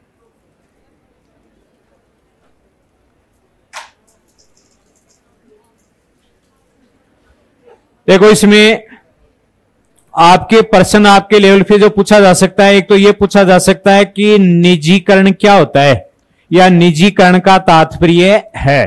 तो निजीकरण का क्या तात्पर्य है भाई? सार्वजनिक उपक्रमों से सरकार अपने प्रबंधन और स्वामित्व का त्याग करना क्या कहलाता है? निजीकरण कहलाता है। अगर सरकार या सार्वजनिक उपक्रमों के इक्विटी शेयर, इक्विटी अंश जन सामान्य को बेचे जाते हैं तो उसको क्या कहा जाता है? विनिवेश। क्या बोलते हैं उसको? विनिवेश। तो डिसइन्वेस्टमेंट या विनिवेश क्या होता है? सार्वजनिक उपक्रम या सरकारी कंपनियों के समता अंश, इक्विटी शेयर बेचना, क्या कहलाएगा? विनिवेश। अब अगर प्रश्न आ जाए कि निजीकरण के तरीका है या भारत में किस प्रकार से निजीकरण किया जा रहा है, तो आपको दो तरीके बताए। आपको पहला क्या बताया कि भाई सरकार खुद सार्वजनिक कंपनी के स्वामित्व या प्रबंधन से क्या हो जाती है? अलग हो जाती है। दूसरा तरीका है कि सरकार सीधे सार्वजनिक उद्योग को बेच देती है, तो भी वो क्या है? निजीकरण है। फिर अपने पढ़ाया भाई कि सार्वजनिक क्षेत्र के उद्यमों की कुशलता बढ़ाने के लिए उनको प्रबंधकीय स्वायत्तता, प्रबंधकीय निर्णयों में स्वायत्तता देना क्या है? जरूरी है। अगर सार्वजनिक उद्यमों को प्रबंधकीय स्वायत्तता दी जाएगी तो उनकी कार्य कुशलता सुधरेगी। तो प्रबंधकीय स्वायत्तता देने के लिए उद्योगों को महारत्न, नवरत्न और मिनी रत्न का दर्जा दिया गया। महारत्न का दर्जा कब दिया गया? दिसंबर 2009 में। और नवरत्न का दर्जा कब दिया गया है? 1997 में। क्लियर है? महारत्न कंपनियों को कितने करोड़ तक का इन्वेस्टमेंट करने की स्वायत्तता दी गई है? 5000 करोड़ रुपए तक का इन्वेस्टमेंट करने की स्वायत्तता दी गई है। और नवरत्न कंपनियों को 1000 करोड़ रुपए तक का। महारत्न और नवरत्न का दर्जा कौन सी कंपनियों को दिया जाता है? लाभ अर्जित करने वाली सरकारी कंपनियों को या सार्वजनिक उद्योगों को दिया जाता है। प्राइवेट कंपनियों को यह दर्जा नहीं दिया जाता।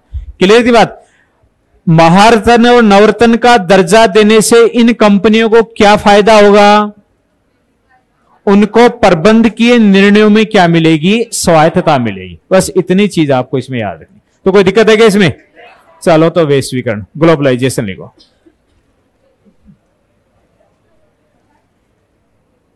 आज जोर ज्यादा है क्या है? चलो एक प्रश्न और पूछता हूं, देखिए आपके। हाँ, आप मुझे बताओ भारत के अंदर एक कौन सी विनिमय दर प्रणाली है अभी? प्रबंधित तिरने की प्रणाली। कौन सी है? प्रबंधित तिरने की प्रणाली। अब आप मुझे बताओ कि 1992-93 से पहले भारत में कौन सी विनिमय दर प्रणाली थी? प्रतिबंधित विनिमय दर प्रणाली थी। अब अगर प्रश्न आ जाए कि कौन सी विनिमय दर प्रणाली जिसको देश का केंद्रीय बैंक निर्धारित करता है, वो विनिमय दर प्रणाली जिसमें केंद्रीय बैंक ही विनिमय दर का निर्धारण करता है, तो उसको क्या कहेंगे? प्रतिबंधित। क्या कहेंगे? प्रतिबंधित विनिमय दर प्रणाली। अगर प्रश्न आ जाए कि ऐसी विनिमय दर प्रणाली जिसमें विनिमय दर का निर्धारण बाजार की शक्तियों के द्वारा होता है, उसको क्या कहोगे?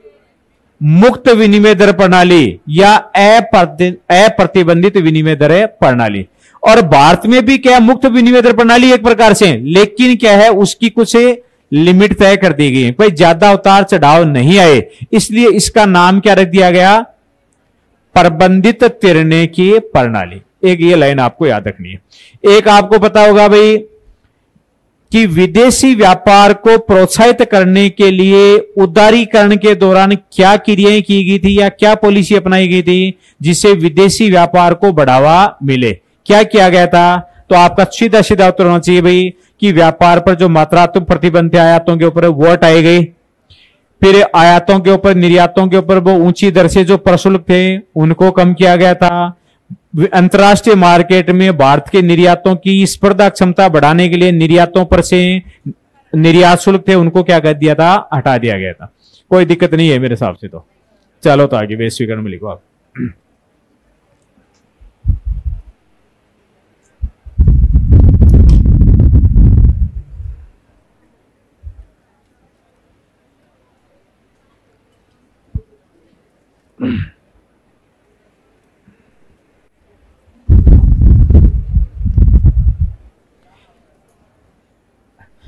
देखो वैश्वीकरण का अगर सीधा सीधा अर्थ पूछे भाई वैश्वीकरण क्या होता है, तो आपका मतलब वो एक भाई विदेशी व्यापार पर जो प्रतिबंध लगे हुए हैं उनको हटाना।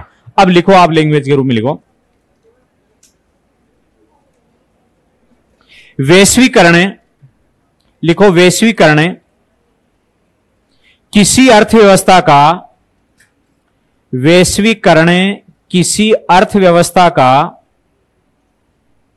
वैश्वीकरण किसी अर्थव्यवस्था का विश्व अर्थव्यवस्था के साथ, विश्व अर्थव्यवस्था के साथ एकीकरण के रूप में जाना जाता है। दोबारा बोल रहा हूं मैं, वैश्वीकरण किसी अर्थव्यवस्था का विश्व अर्थव्यवस्था के साथ एकीकरण के रूप में जाना जाता है। अरे किसी अर्थव्यवस्था का विश्व अर्थव्यवस्था के साथ एकीकरण कर देते हैं, एकीकृत कर देते हैं, तो वही क्या है? वैश्वीकरण है। फिर लिखो आगे, वैश्वीकरण, आगे लिखो इसी के आगे, वैश्वीकरण उन नीतियों का परिणाम है, वैश्वीकरण उन नीतियों का परिणाम है, उन नीतियों का मतलब पॉलिसी, उन नीतियों का परिणाम है जिनका उद्देश्य विश्व को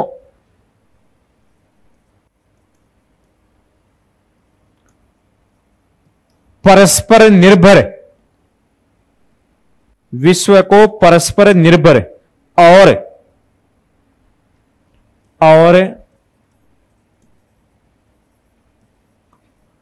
अधिक एकीकृत, अधिक एकीकृत,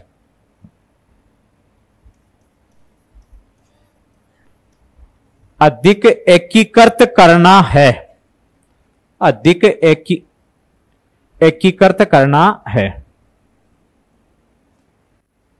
इसका मतलब वैश्वीकरण तो वो पॉलिसी हैं, वो नीतियां हैं जो क्या करेंगी? पूरे विश्व को क्या करेंगी? एक दूसरे, हर राष्ट्र को एक दूसरे पर क्या कर देंगे? निर्भर। जैसे भारतीय अर्थव्यवस्था वो अमेरिका के ऊपर डिपेंड रही, दूसरे देशों पर डिपेंड रहे, अमेरिका की अर्थव्यवस्था भी अन्य राष्ट्रों की अर्थव्यवस्थाओं पर क्या रहे, डिपेंड रहे।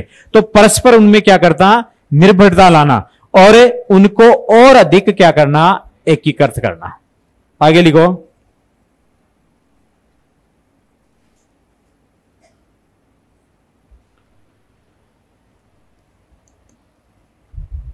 बाह्य प्रापण, बाह्य प्रापण वैश्वीकरण की प्रक्रिया, बाह्य प्रापण वैश्वीकरण की प्रक्रिया। अरे 10th क्लास में ये वर्ड दे रखा आपके 19 में, बाह्य प्रापण, तभी लिखा रहा हूं आपको। हाँ, बाह्य प्रापण वैश्वीकरण की प्रक्रिया का एक विशिष्ट परिणाम है, का एक विशिष्ट परिणाम है, विशिष्ट परिणाम है। लिखो, बाह्य प्रापण से या बाह्य प्रापण के अंतर्गत, ये लिखो, बाह्य प्रापण के अंतर्गत कंपनियां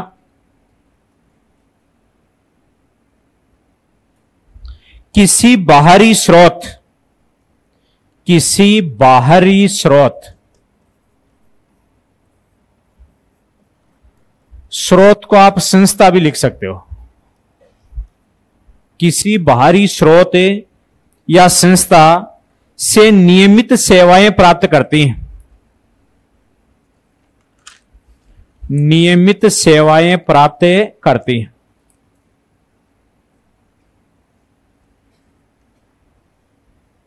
अपने आप समझ आ जाएगा, लिखते जाओ आप। आगे लिखो, नहीं बिल्कुल अपने आप आ जाएगा समझे भाई, आगे सीन से निकल जाएगा ना इसका। लिखो, अनेक विकसित देशों की कंपनियां, अनेक विकसित देशों की कंपनियां, अनेक विकसित देशों की कंपनियां। पहले एक थोड़ी सी एक बात आ गई मेरे दिमाग में, बताऊं अब वो सुनो आप। कई बार क्या होता है कि पढ़ते पढ़ते अपने को क्या आती है कि कोई चीज समझ में नहीं आती है, कई बार कोई चीज पढ़ते पढ़ते समझ में नहीं आती है। ये हर स्टूडेंट के सामने होता है कि पढ़ रहे हैं अपने, पढ़ते हुए कोई बात समझ में नहीं आई, तो उसमें से 50% स्टूडेंट तो क्या करते हैं, छोड़ यार क्यों माथा फोड़ी करोगे, समझ क्या आते। लेकिन आप उससे आगे बढ़ो, भले वो समझ में नहीं आए, आप आगे बढ़ जाओ, आगे आप पढ़ते जाओगे पढ़ते जाओगे, तो जब आगे आप पढ़ोगे तो पीछे वाली बात अपने आप ही क्या हो जाएगी, समझ आ जाएगी। तो वही चीज दिखा रहा हूं मैं, ये कि आप समझ में आ जाएगा, लेकिन आप आगे लिखते जाओ, आपको समझाने की जरूरत नहीं पड़ेगी।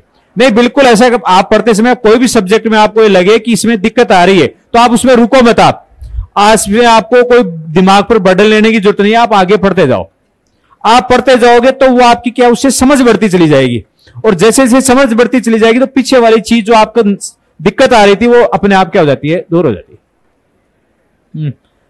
बस आपको कंटिन्यू आगे चलना है, दिक्कत से रुकना नहीं है। लिखो, आगे लिखो। अनेक विकसित देशों की कंपनियां, अनेक विकसित देशों की कंपनियां भारत की छोटी छोटी संस्थाओं से, भारत की छोटी छोटी संस्थाओं से ये सेवाएं प्राप्त कर रही हैं।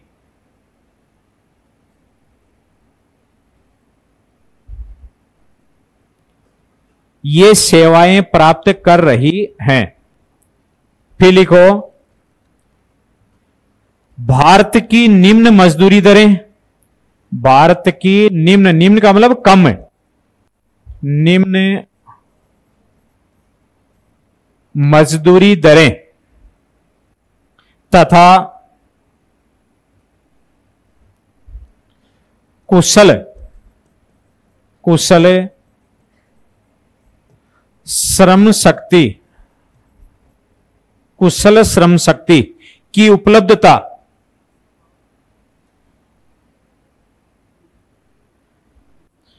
कुशल श्रम शक्ति की उपलब्धता विश्व स्तरीय,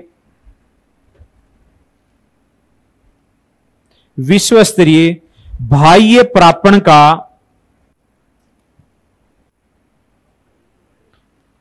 बाह्य प्रापण का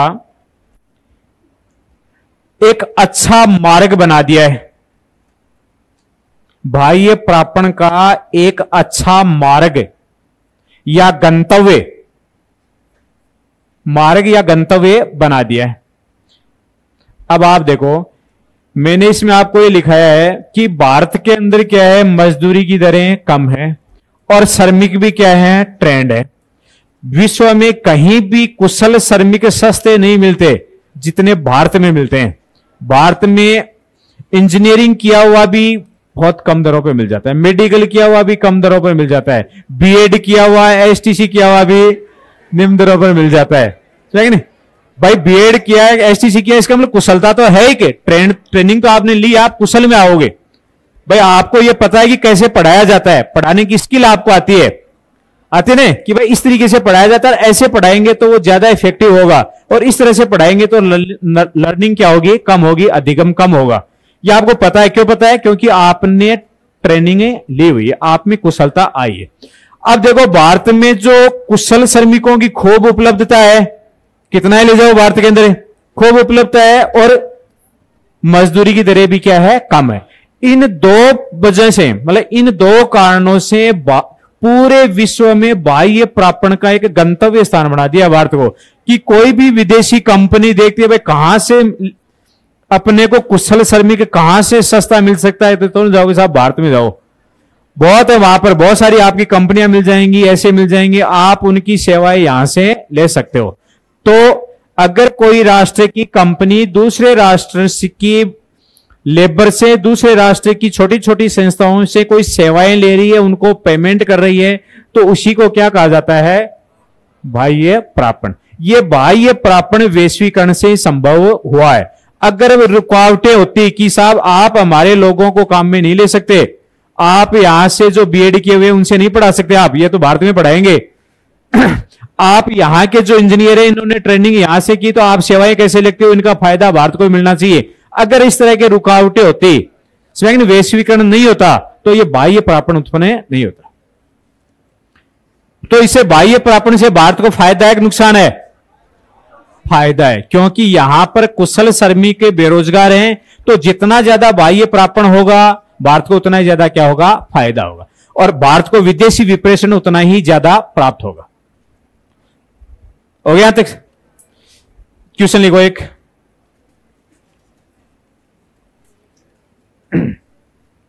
वैश्वीकरण का अर्थ है,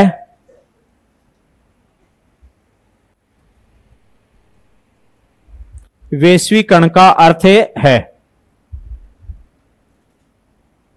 पहला लिखो विदेशी व्यापार तथा पूंजी।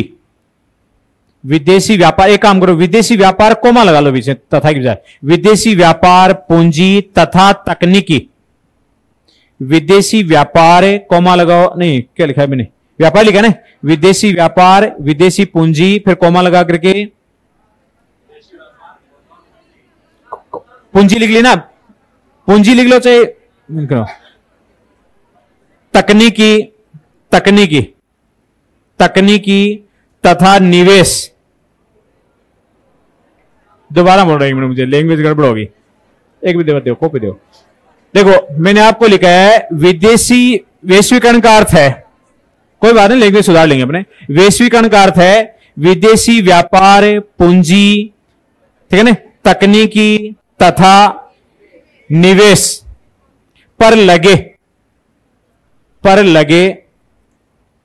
प्रतिबंधों को हटाना, प्रतिबंधों को हटाना।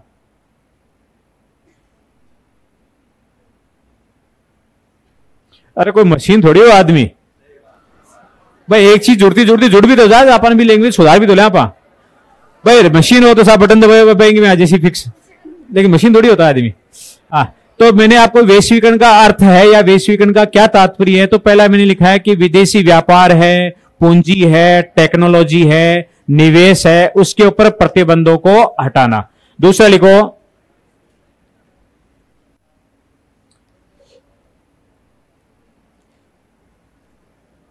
किसी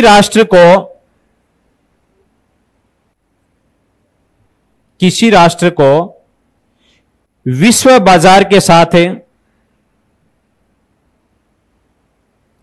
एकीकृत करना,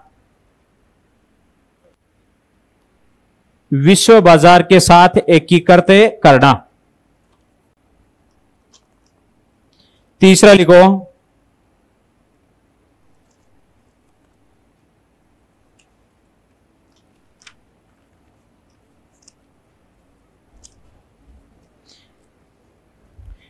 ऐसी नीतियां जिनका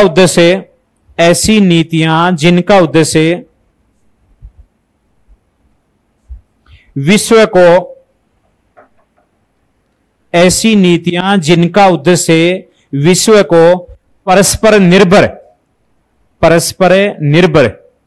और अधिक एकीकृत करना।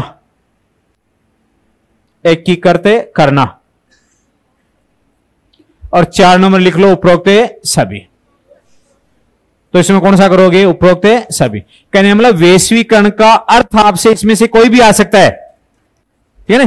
तो वैश्वीकरण का मतलब यह भी है कि भाई विदेशी व्यापार के ऊपर, निवेश के ऊपर, पूंजी के ऊपर, टेक्नोलॉजी के ऊपर जो प्रतिबंध लगे हुए प्रतिबंधों को अपने हटा दिया, वो भी वैश्वीकरण है। वैश्वीकरण मतलब पूरे विश्व को एकीकृत बाजार के रूप में, वो भी वैश्वीकरण है। चलो लिखो, आगे नीचे लिखो, एरो का निशान लगाए, लिखो वैश्वीकरण के दौरान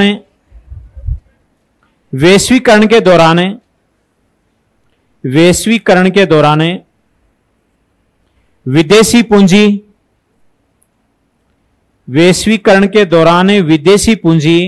तथा घरेलू पूंजी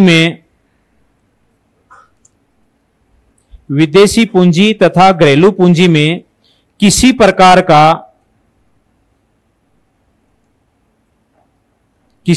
का कोई भेदभाव नहीं किया जाता।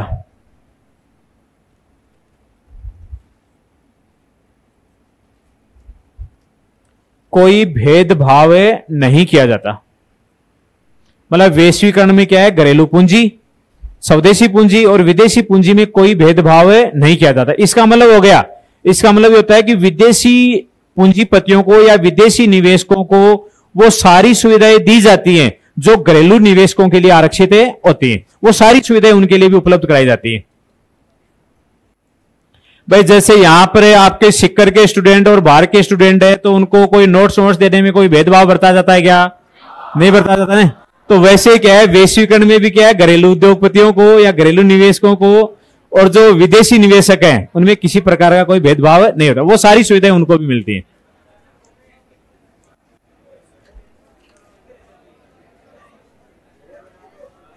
चलो बाकी ये वैश्वीकरण भी आपका कंप्लीट हो गया है।